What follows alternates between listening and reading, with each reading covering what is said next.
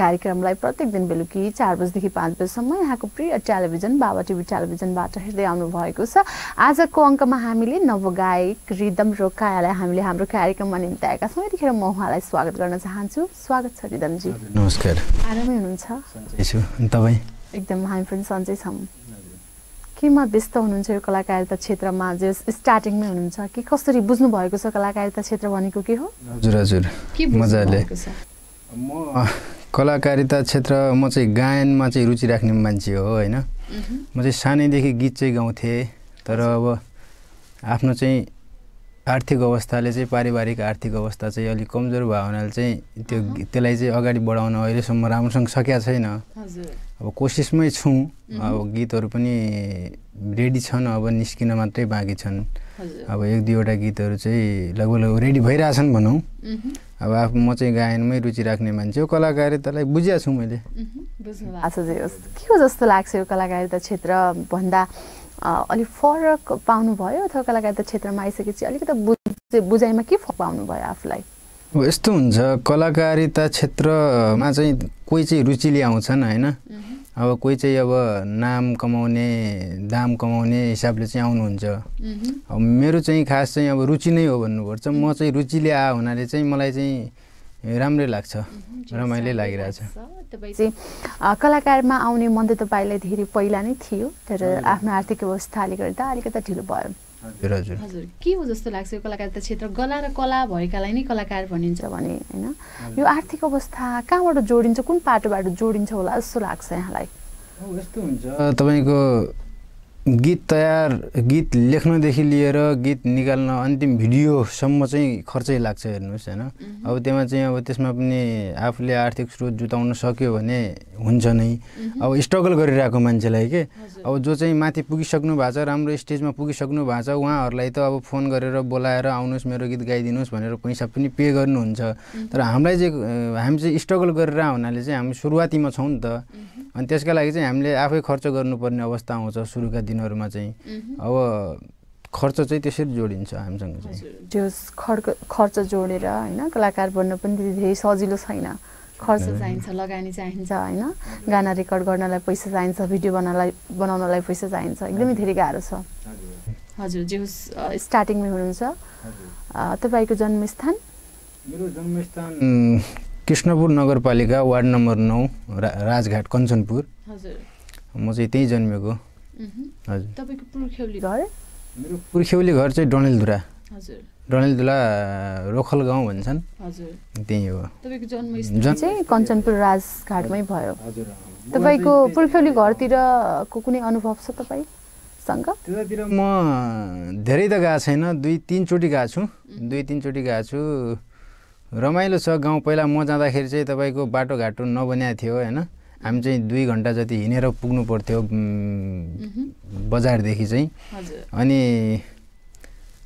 त्यहाँको चाहिँ बाटोमा हिँड्दाखेरि चाहिँ तपाईँको ओह्रालो उकालो के, अब उताबाट यता आउँदाखेरि चाहिँ चढ्न गाह्रो हुने हामीलाई चाहिँ गाउँबाट माथि आउँदाखेरि, सहर आउँदाखेरि। अनि सहरबाट चाहिँ अब गाउँ पुगुन्जेलसम्मलाई चाहिँ ओह्रालो के, त्यहाँ चाहिँ हिँड्न गाह्रो हुने, छिटो हिँडे जस्तो हुने। रमाइलो लाग्थ्यो। गएको छु म 2-3 चोटि चाहिँ गएको छु, धेरै चोटि त जानु पाएको छैन। उकालो गर्दै आउनुभयो, 2-3 चोटि तपाईँ चाहिँ जानुभयो आउनुभयो। के विकसित अझ धेरै के हुन बाँकी छ जस्तो लाग्छ यहाँलाई? पहिलाभन्दा अहिले त छ भनौँ। पहिला बाटो पुगेको थिएन, अहिले बाटो पनि पुगिसक्यो रे भन्ने सुन्नमा आएको छ। म चाहिँ अहिले चाहिँ गएको छैन, तर भन्नुहुन्छ अरूले बाटो चाहिँ त्यहाँसम्म पुगिसक्यो, तर ग्राभेल बाटो छ, पक्की चाहिँ भइसकेको छैन भन्नुहुन्छ। अब यस्तो हुन्छ, हाम्रो यताभन्दा मलाई चाहिँ के लाग्छ भने पहाडी इलाकातिर चाहिँ बढी सडकहरू चाहिन्छ जस्तो लाग्छ कि। किन त्यहाँ सानो सानो गाउँहरू हुन्छ, अलग अलग ठाउँमा हुन्छ के, एउटा प्रत्येक घरमा जानलाई बाटो चाहिने हुन्छ कि त्यहाँ चाहिँ। हाम्रो यहाँ चाहिँ कस्तो हुन्छ भने एउटा बाटो सर लगेर गयो भने सबै घरहरू चाहिँ हुन्छन्, त्यहाँ जोडिन्छन्। तर त्यहाँ चाहिँ प्रत्येक घरमा जानलाई बाटो चाहिन्छ जस्तो लाग्छ कि त्यहाँ चाहिँ त्यस्तो अवस्था छ। विकास चाहिँ हुन बाँकी नै छ, तर भइसकेको छैन। बाँकी छ तपाईको? त्यही हो, सबैभन्दा पहिला त अब पानी समयमा आउँदैन, जतिखेर पनि पाउँदैन। त्यो अब फिक्स टाइम हुन्छ त्यसको चाहिँ। म पहिला त्यहाँ गए बेला चाहिँ कस्तो हुन्थ्यो भने पानी चाहिँ यति बजी आउने हो है भन्ने चाहिँ हुन्थ्यो के यति बजी चाहिँ पानी आउँछ यति बजी चाहिँ त्यो पानीलाई चाहिँ थापेर राखेर चाहिँ पछि पिउनलाई राख्नुपर्छ यति बजी चाहिँ पानी आइसक्छ है भन्ने हुन्थ्यो त्यो अहिले पनि कम भएको छैन जहाँसम्म अनि बाटोघाटो पनि हो बाटोघाटो पनि पुग्न त पुगेको छ अरे तर पुरै त्यहाँसम्म पुग्न सकेको छैन अझ अलि माथि नै छ भन्ने थियो अब विकास चाहिँ अब सबैभन्दा पूर्वाधार विकासको पूर्वाधार चाहिँ पहिलो चाहिँ सडकै हो त्यो पहिला चाहिँ सडक मर्मत हुनुपर्छ त्यसपछि चाहिँ बाँकी विकासहरू हुँदै जान्छ तपाईँको के रहन्छ आफ्नो गाउँ समाजको लागि होइन जीवन पुर्ख्यौली घर हो तपाईँको आमा बुवा जन्मेको ठाउँ हुर्केको ठाउँ होइन के रहन्छ मैले पनि जस आफूले गर्ने कर्तव्य पनि मैले सकेसम्म आफ्नो कर्तव्य अझै गर्न पाएँ हुन्थ्यो जस्तो लाग्दैन युवा जेनेरेसनमा पनि हुनुहुन्छ कलाकारिता क्षेत्रमा प्रवेश पनि गर्दै हुनुहुन्छ लाग्छ किन नलाग्नु म चाहिँ खास चाहिँ हुर्केको यतै भावनाले मलाई चाहिँ अब हुन त पुरै सिङ्गो देशै हाम्रै हो होइन अब उतातिर म हुर्किया पनि नै अनि त्यो बढेको पनि यतै बढेको सबै यतै भावनाले मलाई लगाव त बढी यतै छ तर उता पनि अब आमा बुवाको हाम्रो पुर्ख्यौली एउटा सम्पत्ति उता पनि छ होइन त्यसलाई पनि अब हुन्छ नै तर आफू चाहिँ त्यहाँ चाहिँ मेरो आफू चाहिँ त्यो ठाउँमा उपस्थित हुन नसकेका कारणले जुन ठाउँमा म यहाँ छु यहाँ चाहिँ मैले चाहिँ आफ्नो समाजसेवा पनि गरिरहेकै हुन्छु अब समाजसेवा भनेको अब धन सम्पत्ति खर्च गरेरै गर्नुपर्छ भन्ने पनि छैन मैले चाहिँ अब आफ्नो आफूले सके जतिको आफूले समय दिन सके जतिको चाहिँ समाजसेवा गाउँघरको लागि पनि गरिरहेकै हुन्छु संस्थाहरूमा पनि आबद्ध छु समाजसेवा चाहिँ समाजसेवा भन्दा पनि म सेवा भन्छु कि त्यसलाई सेवा गर्न रुचाउँछु त्यही हो आफ्नो कर्तव्य जहाँ छ त्यहाँ चाहिँ तपाईँ त्यही केन्द्रित रहेर चाहिँ काम गर्नुहुन्छ समाजका लागि आवश्यकता छ भने म त्यो ठाउँमा पुग्छु भने जस मनकारी हुनुहुन्छ रिजनजी त्यस्तै भनौँ फ्यामिलीमा को हुनुहुन्छ फ्यामिलीमा मेरो 4 जना छौँ बुवा हुनुहुन्छ मम्मी हुनुहुन्छ म र श्रीमती 4 जना छौँ हजुर 4 जना हुनुहुन्छ कलाकारिता क्षेत्रमा धेरै थुप्रै चुनौतीहरू छ हैन तपाईले आफ्नो फ्यामिलीलाई हेर्नु छ घरको जेठो छोरो हुनुहुन्छ सायद जेठो पनि एक्लै पनि एक्लै पनि हुनुहुन्छ जेठो जिम्मेवारी छ तपाईमा जिम्मेवारीको भार छ श्रीमान श्रीमती हुनुहुन्छ हैन आमा बुवा हुनुहुन्छ गाह्रो छैन र अलिकता कलाकारिता क्षेत्रमा त चुनौती छ जता पनि पैसा लगानी लगाउनु पर्ने लगाइसकेपछि इन्कम पनि त्यति आउन नसक्ने अवस्था छ यो अवस्थालाई कसरी क्रिएट गर्न चाहनुहुन्छ गाह्रो तपाईको गाह्रो त छ नै त्यही भएर चाहिँ अहिलेसम्म चाहिँ रोकिया पनि छौँ अब गाह्रो छ कस्तो छ भने तपाईको पहिलाको स्थिति मेरो फ्यामिलीको स्थिति हेर्दा र अहिलेको स्थिति हेर्दा अलि फरक चाहिँ भएको छ अब त्यही अनुसार अब आफू पनि राम्रो कमाउने भइहाल्यो भने राम्रो कमाउनेतिर गइहाल्यो भने त्यसपछि चाहिँ बिस्तारै अब परिवार पनि हेरिन्छ अहिले चाहिँ परिवारतिरै मात्र फोकस छ अब कलाकारितातिर त्यति राम्रोसँग लाग्न सकिया छैन त्यसै कारणले चाहिँ हजुर हजुर हजुर अब चाहिँ बिस्तारै त्यो आफ्नो चाहिँ एउटा राम्रो कमाइ हुन थाल्यो भने चाहिँ अहिले पढिरहेको पनि छु म अहिले भर्खरै मैले bachelor first year BBS join गरेको छु यो 5 वर्ष पहिला बीचमा 1-2 वर्ष ग्याप गर्ने भनेर छोडेको थिएँ किन ग्याप गर्नुभयो तपाईले 5 वर्ष त्यो 5 वर्ष हुन पुग्यो मैले चाहिँ खास 1-2 वर्ष चाहिँ गर्न खोजेको थिएँ इन्टर पछि चाहिँ ब्याचलर जोइन गरेँ जोइन गरिसकेपछि पछि मलाई चाहिँ मेरो अलि आर्थिक अवस्था चाहिँ अलि कमजोरै छ धेरै कमजोर थियो त्यतिखेर हैन अब कमजोर छ त्यसलाई चाहिँ अलि भए पनि म बढाउन सक्छु कि आफ्नो अवस्थालाई राम्रो बनाउन सक्छु कि भन्ने हिसाबले एउटा जीविकोपार्जन राम्रोसँग गर्ने उले चाहिँ 1-2 वर्ष ग्याप गरेर एउटा त्यसको लेभल मेन्टेन गरेर त्यसपछि चाहिँ फेरि पढाइलाई निरन्तरता दिउँला भन्ने सोचेको थिएँ त्यसमा चाहिँ तपाईको फेरि हेर्दा 5 वर्ष पुगिसकेछ एउटा मेन्टेन गर्नलाई पछि अहिले चाहिँ ल ठिक छ अब चाहिँ आफै कमाएर पनि पढ्न सकिन्छ प्लस घरतिर पनि अहिले मम्मी चाहिँ पसल चलाउनुहुन्छ किराना पसल घरको खर्च चाहिँ त्यहाँबाट निस्किहाल्छ अनि श्रीमत चाहिँ पार्लर चलाउनुहुन्छ अनि चटकपुरमा हजुर वडा नम्बर 3 वडा कार्यालय नजिकै छ अनि त्यहाँ उहाँ चाहिँ पार्लर चलाउनुहुन्छ आफ्नो लागि निकालिहाल्नुहुन्छ अनि प्लस अब म मात्रै हो बेरोजगार अहिले चाहिँ बेरोजगारै भन्नुपर्छ अब त्यस्तो राम्रो कमाइ हुने जागिर जबसम्म हुँदैन बेरोजगारै भन्नुपर्छ अहिले म त्यही हो संस्थाहरूतिरै मात्रै हो अब सामाजिक संस्थाहरूतिर छु सामाजिक संस्थाहरूतिर लागेको छु प्लस अब यो गायन क्षेत्रमा पनि आफूलाई अगाडि बढाउने सोचिरहेको छु अब सामान्य कमाइ यताउताबाट भइहाल्छ भनौँ। ओके, सामान्य कमाइ चाहिँ भइहाल्छ, तपाईँको चाहिँ जीवन निर्वाह भइरहेको छ। जीवन निर्वाह मात्रै भइरहेछ, पढाइ गरिरहेको छु, त्यही भएर चाहिँ मैले आफ्नो पढाइ खर्च चाहिँ निकालिरहेको छु अहिलेलाई चाहिँ। अब यो 4 वर्ष चाहिँ फेरि बिबिएस पढिसकेपछि चाहिँ त्यसपछि चाहिँ राम्रोसँग कलाकारिता क्षेत्रमा पनि लागिन्छ अनि प्लस अब घरतिर पनि राम्रोसँग हेरिन्छ भने। गीतहरू कस्तो टाइपको गीतहरू गाउनुहुन्छ? गीत मलाई गाउन त सबै रुचि लाग्छ होइन। आधुनिक गीतहरू, पप गीतहरू, तपाईँको देउडा गीत पनि गाउन रुचि त लाग्छ, तर देउडा गीतको लिरिक्स त्यति याद हुँदैन मलाई चाहिँ। कस्तो टाइपको गानाहरू गाउनुहुन्छ? म चाहिँ यही आधुनिक गीतहरू, पप गीतहरू, यो फिल्मी गीतहरू। हजुर। ओके, हामी त्यतिखेर गीत सुन्छौँ। ए हुन्छ, म चाहिँ आमाको लागि चाहिँ एउटा पहिलो गीत चाहिँ त्यो गाउँछु म। माया दियो, ममता दियो, सहेर दुख कष्ट संसार देखायो, आमा तिमी देवी हौ, आमा तिमी देवी हौ।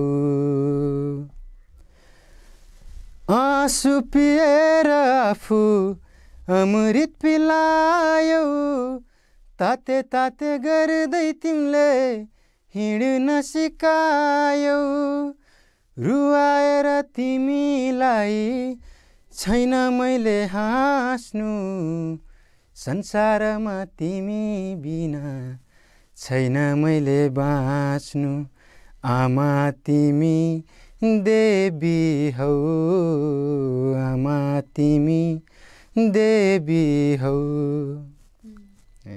आमा तिमी देवी हौ। मलाई यो गीत म्युजिक सिक्नु भयो? नै सिकेको छैन। त्यसको चाहिँ म चाहिँ खोजीमा चाहिँ थिएँ। अब मेरो बिहे भइसकेपछि पनि मेरो श्रीमतीले चाहिँ मेरो गीत सुन्नुहुन्थ्यो, कहिलेकाहीँ गाइरहन्थ्यो नि त, गुनगुनाइरहन्थे, सुन्नुहुन्थ्यो। मलाई चाहिँ भन्नुहुन्थ्यो कहीँ जोइन गर्नु न, यसो म्युजिक क्लासहरू जोइन गर्नु, त्यस्तो यतातिर कहीँ छ भने भन्नुहुन्थ्यो। म चाहिँ अब यतातिर चाहिँ त्यस्तो मैले कतै भेटाएन। त्यसपछि चाहिँ त्यहाँबाट चाहिँ वञ्चित भयो भनौँ न, जोइन गर्न पाएको छैन। तर पनि एकदम धेरै आवाज मिठो छ। हजुर। आमा तिमी देवी हौ, तपाईँले यो गीत गाइरहँदा होइन यसो आमाप्रतिको सम्मान पनि देखिन्छ यतिखेर होइन? हजुर, मेरो चाहिँ पहिलो इन्टरभ्यू हो यो, कलाकारिताको हिसाबले चाहिँ पहिलो इन्टरभ्यू हो यो। अब समाजसेवाको हिसाबले चाहिँ अरू पनि भइसकेको छ, तर कलाकारिता क्षेत्रमा चाहिँ मेरो पहिलो इन्टरभ्यू भयो हुनाले मैले पहिलो गीत चाहिँ आमालाई समर्पित गरेर गाएको। आमालाई समर्पित गर्नुभयो। के कति काममा सपोर्ट गर्नुहुन्छ आमाले कलाकारिता क्षेत्रमा अथवा अरू अन्य कामहरूमा पनि आमा जति अरूले गर्न सक्ला भन्ने छ तपाईँलाई चाहिँ? गर्न सक्छ र आमा जति कसैले गर्न सक्दैन। अब हिजो पनि तपाईँको फोन आएको थियो नि, मैले चाहिँ मम्मी तपाईँलाई अब कस्तो भने घरमा पनि कोही थिएनन्, मेरो त्यहाँ पसल पनि बन्द गर्नुपर्ने, अनि टाढा पनि थियो, अनि त्यतिखेर चाहिँ म टाढा पनि थिएँ।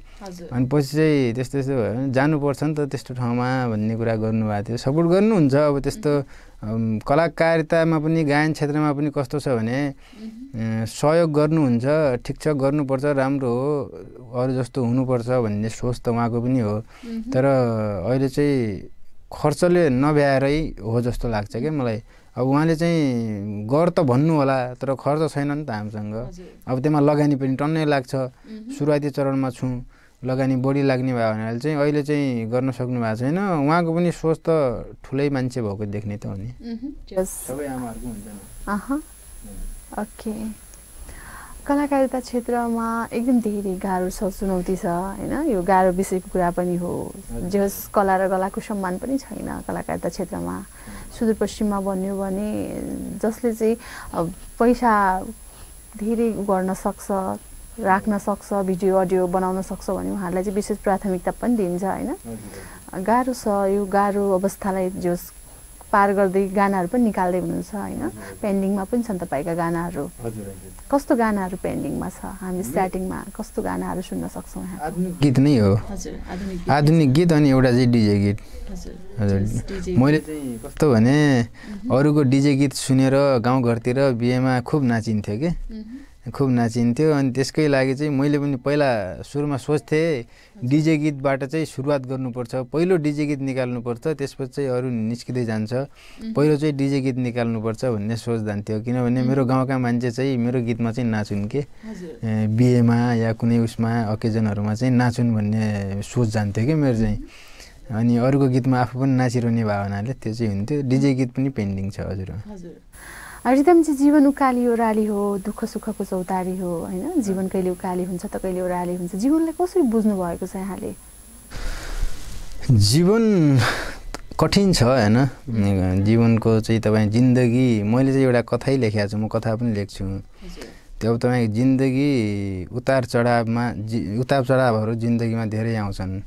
अब म आफ्नै कुरा गर्ने हो भने पहिलाको र अहिलेको अवस्थामा भिन्नता पाउँछु पनि। अब जीवन चाहिँ जिउन त्यति सजिलो छैन होइन, तर आँट गर्नुपर्छ जिउनलाई। जिउन किन सजिलो छैन जस्तो लाग्छ? अब तपाईँको जिउनको लागि हाम्रो नेपालमा अलि अझ बढी गाह्रो छ के तपाईँको अरू ठाउँ जस्तो। मैले अघि तपाईँले भन्नुभयो नि कला गलाको सम्मान हुँदैन, अनि कला गला भएर पनि त्यसको सम्मान हुँदैन। प्लस तपाईँको कला भने हाम्रो गायन क्षेत्र, यो मोडलिङ क्षेत्र मात्र नभएर एउटा आफू शिक्षित हुनु पनि कला हो के। जस्तै हामी एउटै क्लासमा पढ्दै गर्दा अब कोही बढी जान्ने हुन्छ, कोही कम जान्ने हुन्छ। त्यो बढी जान्ने व्यक्तिले पनि ठाउँ पाएको हुँदैन के। अब लोकसेवा लड्नुपर्छ होइन। लोकसेवामा पनि तपाईँको सबैजना उत्तीर्ण हुन्छन् भन्ने हुँदैन। उत्तीर्ण भएको पनि उनीहरूलाई पनि ठाउँ पाएको हुँदैन कि उनीहरूले पनि। मैले भोगेको कुरा के भने मैले पढाइ छोड्दाखेरि मलाई चाहिँ त्यतिखेर लाग्या पनि थियो पढेर नेपालमा केही हुनेवाला छैन होइन। म चाहिँ एकचोटि चाहिँ विदेश जान्छु भन्ने सोच बनाएको थिएँ। पछि चाहिँ विदेश नजाउँ, मलाई चाहिँ नेपाल आमाले सराप छ, विदेश गयो भने भन्ने भयो। अनि यतैतिर सङ्घर्ष गरौँ भन्ने सोच गरेँ। सङ्घर्ष गरि पनि रहेको छु। अहिले चाहिँ कस्तो छ भने भाग्यले सराप्या जस्तो लाग्छ क्या। अब नेपालको राजनीति पनि नराम्रै छ, राजनीतिक अवस्था पनि। के भइदियो हुन्थ्यो जस्तो लाग्छ यहाँलाई? अब राजनीतिमा चाहिँ सबैभन्दा यो भ्रष्टाचार हट्नुपर्छ क्या पहिला चाहिँ। जो सबैले समान व्यवहार पाउनका लागि आफ्नो कलाको चाहिँ एउटा राम्रो ठाउँमा कलालाई प्रस्तुत गर्नका लागि चाहिँ यो भ्रष्टाचार हट्नुपर्छ जस्तो लाग्छ क्या। अब मैले चाहिँ पैसा पेल्न सक्यो भने मैले जागिर खान सक्ने रे, मैले पैसा घुस दिन सकेन भने मैले जागिर खान सक्दैन क्या। अनि तपाईँको यस्तो कस्तो हुन्छ भने एउटा झुपडीमा बस्छ एकजना व्यक्ति र एकजना व्यक्ति महलमा बस्छ। महलमा बस्ने व्यक्तिको कति पनि त्यो महलमा बस्ने व्यक्तिभन्दा झुपडीमा बस्ने व्यक्ति चाहिँ बढी जान्ने छ के।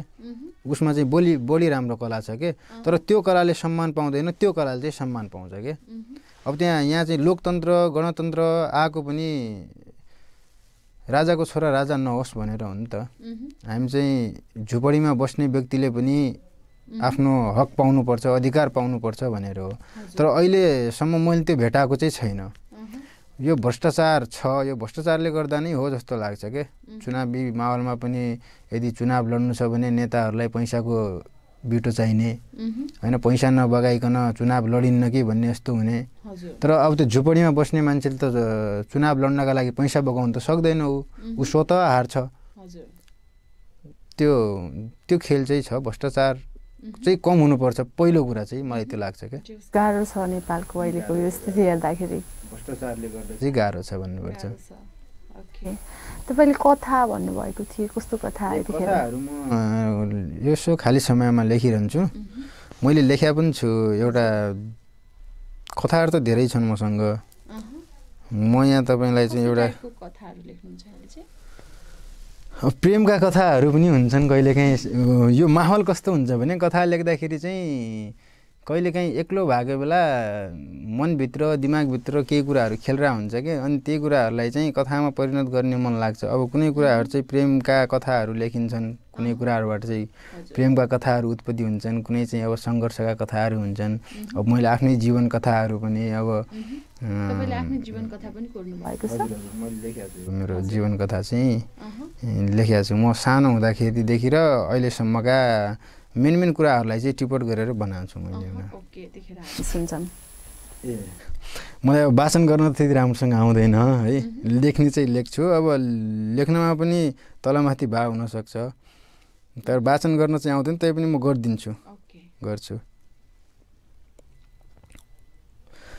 म सामान्य परिवारमा जन्मेको मान्छे। मेरो 5 जनाको सानो अनि सुखी परिवार थियो। मेरो घरमा आमा बुवा, दिदी भाइ अनि म बस्थ्यौँ। खेतको बीचमा बाटो नपुगेको ठाउँमा सानो घर थियो। मेरो दिनचर्या दिउँसो स्कुल अनि साँझ गुच्चा खेलेरै बित्दथ्यो। हामी सबै खुसी थियौँ, तर एक दिन हाम्रो परिवारको खुसीमा कसैको आँखा लाग्यो। मेरी दिदीले संसार छोड्नुभयो। जब दिदीले संसार छोड्नुभयो तब उहाँ 17 वर्षकी हुनुहुन्थ्यो र म 13 वर्षको थिएँ। आफ्नो घरकी जेठी लक्ष्मी गुमाउँदा आमा बुवा त दुखी थिए नै, पुरै गाउँ नै दुखी थियो। हाम्रो जीवनमा सन्नाटा छाएको थियो। बाबा छोरीको मृत्युको पीडा भुलाउन रक्सीको नसामा डुबेर बस्नुहुन्थ्यो, त आमा घरको कोठाभित्र बसेर एक्लै बरबराउनुहुन्थ्यो, रुनुहुन्थ्यो, कराउनुहुन्थ्यो। आमालाई भेट्न जतिजना आउँथे सबैसँग दुःख व्यक्त गर्दै आमा रोएको देख्दा मेरो आँखा पनि साह्रै रसाउँथ्यो। हाम्रो समय दुःखैमा बित्दै गयो। दिदी बितेको 1 वर्ष नपुग्दै अस्पतालमा उपचार गर्दा गर्दै मभन्दा 2 वर्ष कान्छो मेरो भाइको पनि निधन भयो। अब मेरो परिवार झन् टुट्यो। आमा बुवाको आँखाको आँसु हिउँदको महिना सोकेको खोला जस्तै भयो, बग्नै छोड्यो। सानैदेखि आमा बुवालाई सम्हाल्नु पर्ने अवस्था आयो। मनमा डर हुन्थ्यो, एक पछि अर्को घटना घटेको पिरले रुँदा रुँदै आमा बुवाले पनि छोडेर जानुभयो भने म कसको मुख हेरेर जिउँला। त्यसैले मैले त्यो ठाउँ, त्यो गाउँ नै छोड्ने भनेर आमा बुवालाई मनाएँ। उहाँहरू पनि फेरि यसलाई केही भयो भने के गर्ने भन्ने पिरले मेरो कुरामा समर्थन दिनुभयो। त्यसपछि हामीले त्यो गाउँ नै छोड्यौँ। त्यो बीच पनि हामीले थुप्रै मुस्किलहरूको सामना गर्नु पर्यो। हामी गाउँ छोडेर मामाको गाउँमा मामाहरूको सहयोगले गर्दा नै हामी उहाँकै आडमा नयाँ ठाउँमा बस्न थाल्यौँ। मामाहरूले त्यति बेला गरेको सहयोग म आजसम्म पनि सम्झिरहन्छु। नयाँ गाउँ, नयाँ ठाउँ भए तापनि मामाको घर नजिकै भएका कारण त्यो ठाउँ मलाई नयाँ जस्तो लागेन, तर बेला बेला दिदी र भाइको यादले भित्रभित्रै छाती पोलेर आउँथ्यो। राति सुत्ने बेला सधैँ उनीहरूलाई सम्झिँदै आँखाबाट आँसु बगाउँदै निदाएका यादहरू धेरै छन् मसँग। आफू सँगै खेल्ने, एकअर्कोसँग कुटाकुट गर्ने, सँगै स्कुल जाने, बोलिरहने मान्छेले छोडेर जाँदा एकदमै एक्लो भएको थिए। आमा बुवालाई भने आफू कमजोर भएको महसुस चाहिँ कहिल्यै हुन दिएन। पुराना पलहरूलाई बिर्सिने कोसिस गर्दै समय बिताउन थाल्यौँ। हामी पुराना दिनहरूलाई, तिता पलहरूलाई बिर्सिने कोसिस गर्दै समय बिताउन थाल्यौँ। आमा बुवा घरायसी काममा समय बिताउन बाध्य हुनुभयो। म आफ्नो पढाइलाई पुनः निरन्तरता दिएँ। केही वर्षपछि मैले +2 पास गरेँ। परिवारको आर्थिक अवस्था र देशमा पावर बिना जागिर नपाइने अवस्था देखेपछि मैले आफ्नो पढाइलाई त्यतिमै रोक्ने निर्णय गरेर सामान्य घर गृहस्थी चलाउने काम गर्न थालेँ। छोराछोरी गुमाएर आमा बुवा एक्लो भएको र उहाँहरूलाई छोरी जस्तै बुहारीको खाँचो भएपछि मैले बिहे पनि गरेँ। बिहे गरेको अहिले 2 वर्ष भयो। मेरो परिवारले भोगेको दुःख अझै पनि सम्झना आउँछ। त्यो दुःखलाई एक्लै भए पनि सुखमा परिणत गर्ने र आमा बुवालाई सुखमा राख्ने सोच बनाएर 1 वर्ष पहिले ऋण गाडेर सानो व्यवसाय सुरु गरेको थिएँ, तर त्यता पनि सफलता हात लागेन र बाध्य भएर व्यापार पनि छोड्नु पर्यो। अहिले आमा घरमै सानो सटर बनाएर किराना पसल चलाउनुहुन्छ। श्रीमती बजारमा सटर भाडामा लिएर ब्युटी पार्लर एन्ड कस्मेटिक चलाउँछिन्। बुवा अझै भारतमै आफ्ना दिनहरू कटाउँदै हुनुहुन्छ र म अझै देशको बेरोजगारीको चपेटामा परेको छु। दिनभरि रातभरि के गर्ने कसो गर्ने सोचिरहन्छु, तर पनि कुनै निष्कर्ष भने पाइरहेको छैन। सोच ठुलो छ तर सफल हुन सकेको छैन। कहिलेकाहीँ विदेश जाने सोच्छु, तर नेपाल आमाले सराप्छ भन्ने डर हुन्छ। नेपालमा केही गरौँ भन्छु, भाग्यले सरापिरहेको छ। कहिलेकाहीँ खुब रिस उठ्छ, आमा बुवासँग पनि झर्किन्छु। रिस शान्त भएपछि गल्ती महसुस गर्छु र अबदेखि यसो नगर्ने सोच्छु, तर अझै पनि सम्हालिन सक्दिनँ। खासमा भन्ने हो भने पागल जस्तै भएको छु। भन्न त भन्थे बुढापाकाले दुःखपछि सुख अवश्य आउँछ, तर सुखको सु हेर्न पाएको छैन मैले। सबै सुख पैसाले किन्न सकिँदैन, तर केही सुख यदि पैसा भएन भने किन्नै नसकिने रहेछन्। यो पीडा सहरका आलिशान महल र ठुला ठुला गाडीमा चढ्नेहरूलाई भन्दा गाउँको झुप्रोमा बस्नेलाई बढी थाहा हुँदो रहेछ।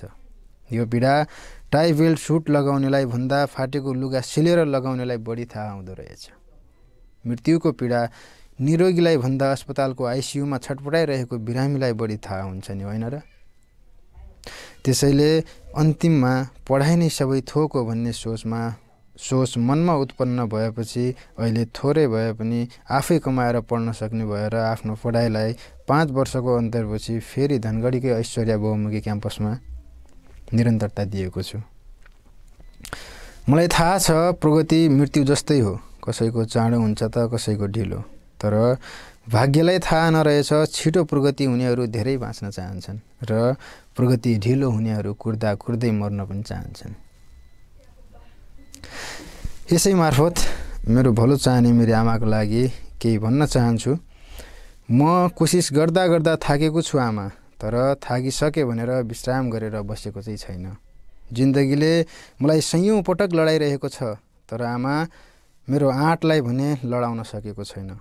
म विभिन्न माध्यम र क्षेत्रबाट आफू उठ्ने प्रयत्न गरिरहेको छु। मेरो कोसिस म भन्दा बढी चोक र चिया पसलमा अरूको कुरा काट्ने व्यक्तिहरूलाई के थाहा आमा?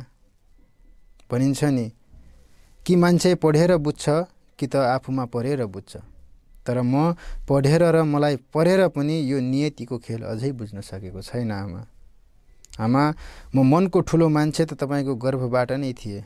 एक दिन धनको ठुलो मान्छे र समाजको मनको ठुलो मान्छे पनि अवश्य बन्नेछु। मलाई सानोमा हजुरले धैर्य गर्न सिकाएको म अझै बिर्सेको छैन आमा। धन्यवाद। एकदम राम्रो, आफै गर्नु भएको, आफै गरेको मेरो आफै जीवन कथा हजुर। सेम तपाईँले जे भन्नु सब आफ्नै जीवनमा मेल खान्छ। पुरै पुरै। Oh my god. पुरै। पहिला चाहिँ हामी 5 जना थियौँ परिवारमा। हजुर। 5 जनाबाट चाहिँ दिदी बित्नु हो। म 12 वर्षको थिएँ त्यतिखेर, 12 सायद 13।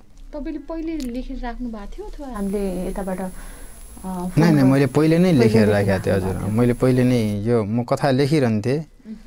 यसो खाली समयमा साँझ पख पल्टिँदाखेरि कहिलेकाहीँ कथाहरू कसैले हेर्नु भएको थियो अथवा तपाईँले आफै राख्नु भएको थियो? कसैले सेयर गर्नु? श्रीमतीलाई पनि देखेको छैन। श्रीमतीलाई पनि? आज देख्नुहुन्छ होला। तपाईँको कथा पढेर आज जो देख्नुहुन्छ होइन, जब टिभी हेर्नुहुन्छ देख्नुहुन्छ, पक्कै पनि हामीलाई यति नर्भस तरिकाले तपाईँले हामीलाई यसरी भनिरहँदा म पनि एकदम धेरै नर्भस भएँ। लाइक मान्छेको जीवनमा यस्तो पनि हुने रहेछ कि भन्ने पनि एउटा हुन्छ नि त होइन। तपाईँको फ्यामिलीले यसरी तपाईँले जो तपाईँले बुझ्नु भएको रहेछ नि त आफ्नो फ्यामिलीलाई होइन, आफ्नो पारिवारिक आफ्नो सुख दुःख के हो सबै बुझ्दै आएर तपाईँले जो आज देख्नुभयो, जो देख्नुहुन्छ तपाईँको फ्यामिली। हजुर हजुर। पक्कै पनि उहाँको लागि एकदम गर्वको विषय पनि हो। हजुर। दुःख सबैलाई हुन्छ, दुःख नहुने संसारमा सायद कोही नहोला, तर कसैलाई कम कसैलाई बढी त्यो भइरहन्छ। अब मलाई मेरो दुःख बढी लाग्छ, तपाईँलाई तपाईँको दुःख बढी लाग्छ, अर्कोलाई आफ्नो दुःख बढी लाग्छ होइन। दुःख भोगियो कस्तो भने तपाईँको सानोमा मलाई चाहिँ कस्तो हुन्थ्यो भने साथीहरू भन्नुहुन्थ्यो कि भन्छन् के त एक्लै छोरा, तँलाई त मोज छ, तेरो त मजा छ होइन, रमाइलो छ जिन्दगी भनेर भन्नुहुन्छ। तर म त के भन्छु भने एक्लै रमाइलो नहुँदो रहेछ के। तपाईँको बिहे गर्नुभन्दा अगाडि म एक्लै जस्तो लाग्थ्यो क्या मलाई चाहिँ। त्यति अहिले पनि एक्लै फिल हुन्छ, किनभने भाइ र दिदीको स्थान त श्रीमतीले लिन सक्दैन नि त। श्रीमती त श्रीमतीको स्थान लिने हो। अब भाइसँग जुन नाता थियो मेरो, दिदीसँग जुन नाता थियो, उनीहरूको स्थान त कसैले लिन सक्दैन नि त। मलाई चाहिँ त्यही हो, अब एक्लो चाहिँ भएको छु, एक्लो चाहिँ हुन्थेँ। अब आफ्नो अगाडि पछाडि सहयोग गर्नेहरू भनेकै दाइ भाइ दिदी बहिनीहरू हुन् भोलिको दिनमा। त्यो चाहिँ मलाई कमी भयो, अनि उहाँहरूको मायाको कमी भयो होइन। अनि दुःख भएकै भनौँ। जीवनमा दुःख सुख हुन्छ, दुःखपछि नै सुख आउँछ रिदमजी होइन। जीवनले धेरै थुप्रै कुराहरू सिकाएको हुन्छ, हामीले यसरी बुझ्नुपर्छ होइन। कुनै कुराहरू भएर नै छोड्छ हुने कुराहरू हैन त दुःखले गर्दा थुप्रै पाठहरू तपाईले सिक्नुभयो तपाईको कथा बन्यो यो कथा कुनै त्यसमा लेखम भने पनि कुनै कम छैन कुनै कथाकारहरूको भन्दा पनि कुनै कम छैन तपाईले देखेर जुन तपाईको जीवनको कथा जुन तपाईले लेख्नु भयो नि त्यो कथाले यति धेरै भावुक बनाउने त्यसमा शब्दहरू छ जुन तपाईले कोर्नु भएको छ हैन हाम्रो सम्पूर्ण हेरिरहनु भएका दर्शकहरू पनि फिल गर्न सक्नुहुन्छ उहाँले हो दुःखपछि सुख आउँछ हामीले जीवन्तसम्म हामीले मर्ने कुरालाई कसैले पनि छेक्न सक्दैन जतिखेर जे पनि हुन सक्छ जीवनमा हार कहिले पनि नखानु होला हैन त्यो दुःखले तपाईलाई अझ धेरै स्ट्रङ बनाउँछ मैले के गर्नुपर्छ म जस्ता आज धेरै थुप्रै छन् दुःख कम पाएका पनि होलान् बढी पाएका पनि होलान् हैन हो ती व्यक्तिलाई हामीले सपोर्ट गर्न जरुरी छ तपाईको मातापिताले तपाईलाई गरेको सपोर्ट त्यो माया त्यो कदर गर्दै तपाईले आफ्नो मातापितालाई भुलाउन पनि जरुरी छ तपाई त एक्लै हुनुहुन्छ नि त हैन त्यही भएर तपाईले चाहिँ खम्बा जस्तै उभिएर आफ्नो फ्यामिलीको लागि अगाडि बढ्नु हुनेछ त्यसको लागि अगाडि बढ्नु हुनेछ हाम्रो तपाईलाई अग्रिम शुभकामना पनि छ मलाई चाहिँ कस्तो लाग्थ्यो भने आमा बुवा त रुनु हुन्थ्यो नै हैन हजुर आमा बुवा सँगै आफुलाई पनि आफू पनि कमजोरी भएको देखायो भने उहाँहरु अझै खुसिनुहुन्छ उहाँहरुलाई सम्हाल्ने कोसिस गर्नु पर्यो भनेर चाहिँ अब मेरो मामाहरुले मामाको गाउँमा आएर हामीहरु अहिले मामाको गाउँमा बस्यौं एक कट्टा जमिन मामाको किनेर बस्यौं के त्यसपछि हजुर तपाईको भाइ र दिदी कसरी के कारणमा बिरामी भएर बित्नु भयो दिदी अगाडि बिरामी हुनुभयो अगाडि बित्नु भयो दिदी बितेको ठ्याक्कै 1 वर्ष नपुग्दै भाइ पनि बित्यो फेरि यहाँ सगेर हस्पिटलमा उपचार गर्दा गर्दै हजुर भाइ पनि बित्यो भाइ बित्दाखेरि चाहिँ म घरमा एक्लै थिएँ के मम्मी बुवा दुईटै हस्पिटलमा हुनुहुन्थ्यो म चाहिँ घरमा एक्लै थिएँ राति फोन आयो फोन आइसकेपछि भाइ पनि बित्यो भन्ने सुने के फोनमा चाहिँ राति एक्लै थिएँ घरमा म मलाई त कहाँ अर्कै लाग्यो कि त्यसपछि अनि ल्याउँदैछन् भन्ने भयो अनि दौडेर आधा बाटोसम्म गयो पछि अर्कै लाग्यो एक्लै थिएँ म त्यतिखेर ओके रिदनजी यतिखेर तपाईका आमा बुवा हेर्दै पनि हुनुहुन्छ होला हैन के भन्न चाहनुहुन्छ के सन्देश दिन चाहनुहुन्छ म के गर्छु म के गर्न सक्छु तपाईको त्यो दुःख भुलाउनलाई म के गर्न मैले चाहिँ ममा चाहिँ जुन कला छ त्यो कलालाई चाहिँ अगाडि बढाउन चाहिँ हैन अगाडि बढाउन अब आमा बुवाले भ्याउनु हुन्न होला केही छैन आमा मलाई चाहिँ कस्तो भने म चाहिँ प्रगति मैले भने नि प्रगति मृत्यु जस्तै हो के कसैको ढिलो हुन्छ कसैको छिटो हुन्छ ढिलो हुने छिटो हुने मान्छेहरु चाहिँ धेरै बाँच्न चाहन्छन् ढिलो हुने मान्छेहरु चाहिँ मर्न चाहन्छन् त्यो चाहिँ म चाहदैन के फेरि हजुर म चाहिँ अरु मर्न चाहन्छन् भनेर चाहिँ मैले भनेको छु नि म चाहिँ मर्न चाहन्न के मलाई चाहिँ किन म बरु पुर्न सक्छु के अन्तिममा भनेको हुन्छ नि त मलाई धैर्य गर्न म धैर्य गर्छु संघर्ष म गरिरहेको छु अब संघर्ष मैले संघर्ष गरे मान्छेहरु चोकमा बसेर कुरा गर्ने मान्छेहरुलाई त के थाहा हुन्छ र हैन त्यो मैले कति संघर्ष गरिरहेको छु कसरी गरिरहेको छु के गरिरहेको छु मलाई थाहा हुन्छ भन्ने मान्छेले के भन्छ कसो भन्छ मलाई त्योसँग मतलब हुँदैन के अनि त्यही हो आफूमा दुःख परे भने सायद सेवा गर्न रुचाउँछु जो सेवा गर्नुहुन्छ सेवा गर्न रुचाउनुहुन्छ यतिखेर हामीलाई के सुनाउनुहुन्छ अर्को गीत तपाईहरुलाई तपाई धेरै नै नर्भस हुनुभयो रिदमजी अहिले चाहिँ नर्भस फिल भइरहेछ तर आँट चाहिँ छ फेरि मनमा गाउँछु भन्ने आँट राख्नु ल त्यो नर्भस त्यो कुराले हामीलाई अझ धेरै ऊर्जा दिन्छ के रिदमजी हामीले यसलाई सानो बनाएर हैन तपाईको यो दुःख देखेर अथवा तपाईले गरेको संघर्ष देखेर कुनै व्यक्ति पनि त प्रेरित हुन सक्नुहुन्छ हैन आज म चाहिँ यो कुरा यो यदि कथा मैले यहाँ भन्नु नपर्या भए चाहिँ सायद यो कुराहरु चाहिँ म खोल्दैन के किनभने पुरानो कुराहरु विद्या कुराहरु अब कथामा चाहिँ मैले कथा सुनाउनु पर्दा चाहिँ मैले पहिलो कथा चाहिँ आफ्नो जीवनी कथा सुनाऊ भन्ने हिसाबले चाहिँ गरेको थिएँ ठीक छ म एउटा गीत गाउँछु बिरहीको आकाले यो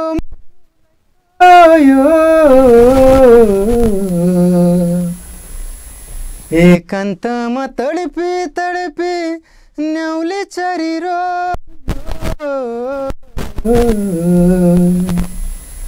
नबजाऊ सारङ्गी दाई सारङ्गीको धुन उनैलाई सम्झी सम्झी रुन्छ मेरो मन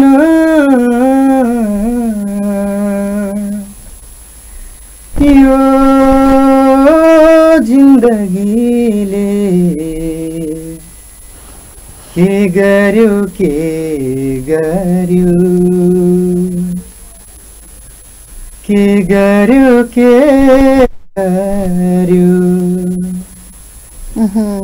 यो जिन्दगीले के गर्यो अघि चाहिँ के भएको आवाजमा एकदम धेरै मिठास छ रिदमजी। ओके, हामी लगभग प्रोग्रामको अन्तिमतिर पनि छौँ। तपाईँले बिहे कसरी गर्नुभयो है? जस लभ कसैसँग परेन तपाईँको? जस भन्न मिल्दैन। कस्तो भने सानोमा चाहिँ आमा बुवाले चाहिँ आफ्नो 3वटा छोराछोरीको बिहे गरौँला धुमधामसँग भन्ने सोच्नु भएको थियो होला होइन। र त्यो त गर्न सक्नु, मैले पनि अब लभ म्यारेज गरेँ या भगाएर बिहे गरेँ या अरू तरिकाबाट बिहे गरेँ भने चाहिँ आमा बुवालाई चाहिँ नराम्रो फिल हुन्छ भन्ने टाइपको मलाई लाग्यो क्या। अब त्यसपछि तपाईँ कस्तो भयो भने माथि विवाह नै गर्छु भन्ने मैले सोचेको थिएँ पहिल्यै। अनि अहिले चाहिँ आमा पनि बिरामी बुवा पनि मुटु रोगी हुनुभयो, आमा पनि बिरामी अनि भएर चाहिँ फेरि अब बिहे गर्नुपर्छ भनेर भन्नुभयो। ठिकै छ नि त, अब बिहे गर्नुपर्छ भनिसकेपछि मैले नगार्न चाहिँ सकेन क्या। फेरि हुन्छ गरौँ त भनेर म पनि भएँ। अनि पहिलोचोटि केटी हेर्न गएँ, पहिलोचोटिमै ओके भएर पहिलोचोटि सन्तुष्ट जस तपाईँको लाइफ चाहिँ चलिरहेको छ फ्यामिलीमा, बुझ्ने हुनुहुन्छ? तपाईँले बुझ्ने हुनुहुन्छ हुनुहुँदैन? बुझ्ने हुनुहुन्छ है। तपाईँकै ठाउँमा तपाईँको श्रीमती भइदिएको भए चाहिँ गायन क्षेत्रमा आउँछु इन्ट्रेस्ट राख्ने भइदिएको भए होइन, कलाकारिता क्षेत्र बन्न रुचाएको भए सपोर्ट हुन्थ्यो यहाँको? मजाले हुन्थ्यो नि। म त के चाहन्छु भने जुन व्यक्तिसँग जुन कला छ जुन प्रतिभा छ त्यसलाई चाहिँ अगाडि बढाउनु। उहाँको कलाप्रति तपाईँले सपोर्ट छ? तपाईँलाई उसको कला भनेकै ब्युटी पार्लर हो। मैले अहिले ब्युटी पार्लर छ, चलाइरहेको छ, अहिले चलाइरहेको पनि छ भनौँ। अब उसको कला नै त्यही हो, अहिलेलाई सपोर्ट छ। अरू तपाईँको मलाई चाहिँ त्यही लाग्छ क्या, मान्छेको कला मान्छेको होइन उसको रुचि अनुसार चाहिँ उसलाई काम गर्नु दियो भने ऊ चाहिँ सफल चाहिँ पक्कै हुन्छ। जस्तै मेरो गायन क्षेत्रमा रुचि छ भने म चाहिँ गायन क्षेत्रमा एकदमै क्रेजी छु भने मलाई चाहिँ गायन क्षेत्रमा पठायो भने म चाहिँ आफू सफल हुन्छु भन्ने जस्तो लाग्छ क्या। मेरो जुन कुरामा इन्ट्रेस्ट छ म त्यो कुरामा बढी ध्यान दिन सक्छु कि जुन कुरामा इन्ट्रेस्टै छैन अरूले धक्का दिएर तैँले गर्नै पर्छ भनेर पनि हुँदैन। जस जहाँमा आफूलाई इन्ट्रेस्ट हुन्छ त्यो चाहिँ गर्नुपर्छ। जस तपाईँले लभ नै नगरिकन बिहे गर्नुभयो, कोही माया गर्ने हुनुहुन्थ्यो कि रिदमजी कति मिठो आवाज छ, कति आवाजलाई पनि माया गर्ने हुनुहुन्थ्यो कि त्यस्तो कुनै व्यक्ति? माया गर्ने अब कलेजमा स्कुलमा गीतहरू गाइरहन्थे, गाउँदाखेरि अब कहिलेकाहीँ कस्तो हुन्थ्यो भने माथिल्लो क्लासमा गुड फ्राइडे मनाइरहेछन् भने मलाई तल बोलाउन आउँथ्यो कि गीत गाउनु पऱ्यो मेरो क्लासमा जाउँ गीत गाउँ भनेर चाहिँ भन्थे साथीहरू। हजुर, त्यहाँ गएर पनि गीत गाउँथे। गरालाई त राम्रै मन परायो। जस मन पराउने मान्छे पनि हुनुहुन्थ्यो। तपाईँले मन पराउने मान्छे त्यो टाइममा तपाईँले माया गर्ने मान्छे हुनुहुन्थ्यो या हुनुहुँदैन? अहिले तपाईँको श्रीमती हेरिराख्नु भएको छ भने माया अब यस्तो हो, साथीको हिसाबले लगभग मेरो जति पनि साथीहरू छ म सबैलाई माया गर्छु होइन। सबैसँग माया खासै त्यस्तो मान्छे चाहिँ हुनुहुन्न थियो? अब खासै अब जीवनमा इम्पोर्टेन्ट म साथी कोही भनेन। श्रीमतीलाई माग्न गयो, मागिसकेपछि बिहे भयो, बिहेपछि लभ भयो। बिहेपछि चाहिँ तपाईँको लभ भयो। सम्बन्ध मजबुत बनाउनले के हुनुपर्छ जस्तो लाग्छ रिदमजीलाई? एकअर्काको समस्याहरू कुराहरू बुझ्नुपर्छ। जस्तै अब ढिपी गर्नु हुँदैन कि कुनै कुरा आफूसँग हुँदैन भने त्यो कुरामा चाहिँ ढिपी गर्नु हुँदैन। म बाइक चढ्न सक्ने मेरो हैसियत छ भने कार मागेर बुढीले पनि भएन होइन। बुढी जे गर्न सक्छ त्यो कुरालाई मैले प्रोत्साहित गर्ने हो, त्योभन्दा बढी एक्सपेक्ट गर्नु हुँदैन क्या। जो मान्छेमा जे कुरा हुन्छ नि जति छ नि त्यसैमा खुसी हुनुपर्छ जस्तो लाग्छ कि। यो कलाकारिता क्षेत्रमा प्रवेश गर्दै हुनुहुन्छ, नवकलाकारका रूपमा हुनुहुन्छ, गाह्रो छ तपाईँले चाहिँ आफ्नो घरमा जस कलाकारिता क्षेत्रमा लागिसकेपछि टाइम दिनुपर्ने हुन्छ, महोत्सव मेलाहरू हुन्छ, गायन क्षेत्रमा तपाईँले गाउनको लागि धेरै टाढा जानुपर्ने हुन्छ। त्यो अवस्थामा तपाईँको फ्यामिली टाइम तपाईँले दिन नसक्ने अवस्था आयो भने अनि कसरी केयर गर्नुहुन्छ? सम्बन्ध टुट्ने भनेको पनि यो कलाकारिता क्षेत्रले कति धेरै भयो सम्बन्धहरू टुटाउने पनि गर्छ भनेर पनि भनिन्छ होइन। कलाकारिता क्षेत्रमा सायद तपाईँले अवगत भएकै कुरा पनि हो।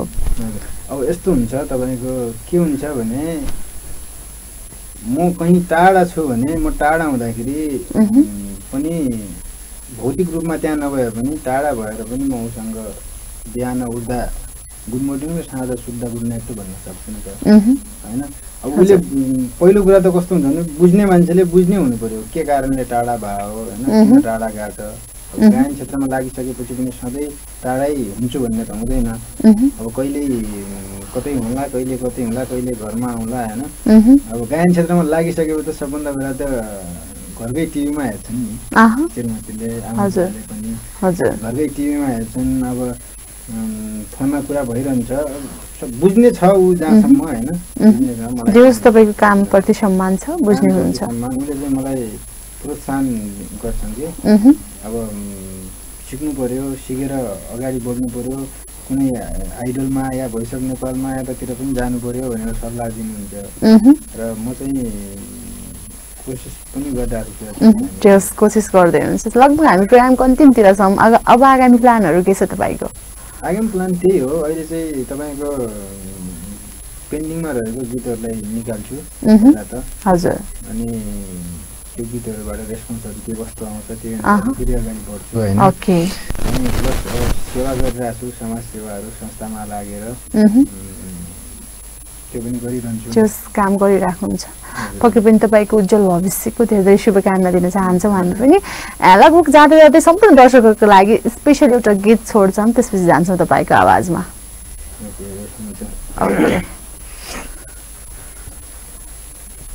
सुवान रिसाउन, सुवान रिसाउन, करके आँखा तरी तरी नरिसाउन,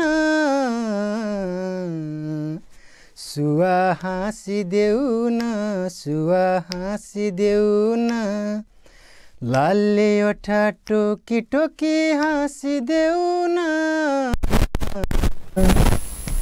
सुवा हाँसिदेऊ न, सुवा हाँसिदेऊ न।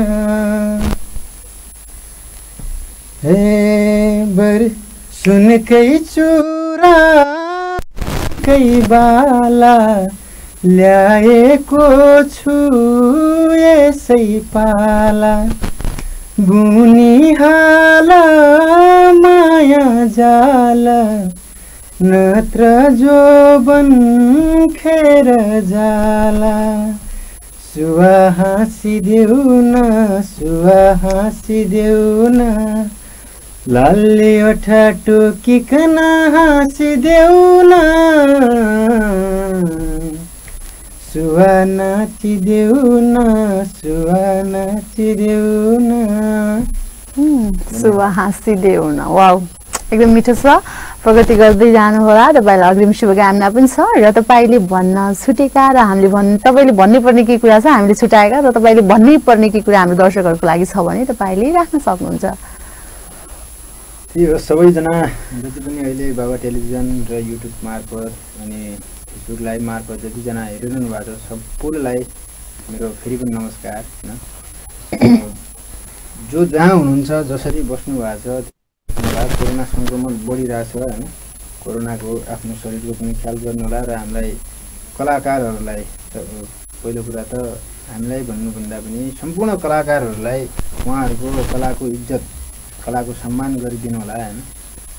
आफूले जसरी सकिन्छ त्यसरी समाजसेवा पनि गर्दै जानु होला। किन आफ्नो सम्पूर्ण समय समाजसेवामा लगाउनुपर्छ भन्ने पनि हुँदैन। आफू काम गर्दा गर्दै पनि बचेको समय, जस्तै 10 to 5 हामी चाहिँ कुनै ठाउँमा जब गर्छौँ भने त्योभन्दा अगाडि र पछाडि बचेको समयलाई चाहिँ हामीले बिना काममा चाहिँ खर्चिनुभन्दा सेवा गरेर चाहिँ खर्च गर्नु पर्यो भने हाम्रो लागि राम्रो हुन्छ। त्यो चाहिँ भन्ने हुन्छ, त्यो पनि गर्नु होला भन्दै सबैजना सुखी रहनुहोला, खुसी रहनुहोला। धन्यवाद। हजुरलाई पनि धेरै धन्यवाद। ओके, हाम्रो निम्तोलाई सहजै स्वीकार गरेर आइदिनु भयो, धन्यवाद। दर्शकबिन गायक रिदम रोकायासँगका कुराकानी यहाँलाई कस्तो लाग्यो? पक्कै पनि उहाँको जीवन उकाली ओह्राली भन्ज्याङ चौतारी, कहिले सुख हो भने कहिले दुःख हो। जीवनले दुःखले पनि धेरै कुराहरू सिकाएको हुन्छ। पक्कै पनि उहाँको जीवनबाट पनि हामीले थुप्रै कुराहरू सिकेका छौँ। पक्कै पनि तपाईँले हेर्दा यतिखेर नर्भस फिल पनि गर्नुभयो, रमाइलो पनि भयो। सो यतिन्जेल हेरेर बस्नुभएका सम्पूर्ण दर्शकहरूलाई धेरै धेरै धन्यवाद दिन चाहन्छु। त्यसै गरी अर्को अङ्कमा हामी अर्को अतिथिसँग कुराकानी गर्ने नै छौँ। आजका लागि क्यामेरामा साथ दिने साथी देवेन्द्र पाण्डेसँगै म कविता खड्का बिदा हुन्छु। तपाईँ भने बाबा टेलिभिजन हेर्दै गर्नुहोला। नमस्कार।